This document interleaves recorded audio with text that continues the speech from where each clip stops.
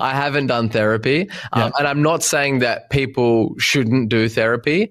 I have always been in a place that I have been very self-aware, I think. And for me, I see the value, for some people to go out there and to get clarity around a problem and to maybe have somebody help them step through that problem.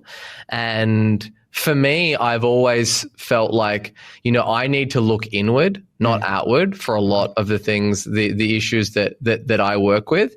And that's the reason that I have never looked to it. I've always thought that like a lot of the answers that are within me, and I need to kind of sit there and reflect on those things for long, extended periods of time, and make the changes that I need, because while of course there is a huge amount of value in having somebody else from the outside look at things, I think there's also an undervalued value assigned to being self-aware enough to be able to see those problems and then also help yourself work through them. That's because the work that you do and the things that you say and the way you communicate and the way that you've developed into your importance of family and the business understanding, it is a very nuanced and deep understanding. So where did that self-awareness come from, and how did you build on it over time? I think it's by spending time alone and really thinking about stuff for long, extended periods of time.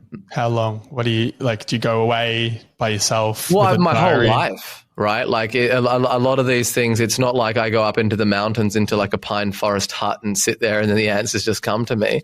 Like it's an option. It's like whenever, like, the more complex and harder the problems and the more self-reflection that's kind of needed, I try and carve out time to do a lot of thinking.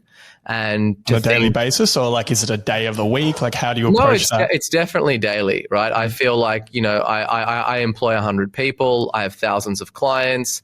I have hundreds of thousands of customers, and there's constant inputs and constant people vying for my time and attention.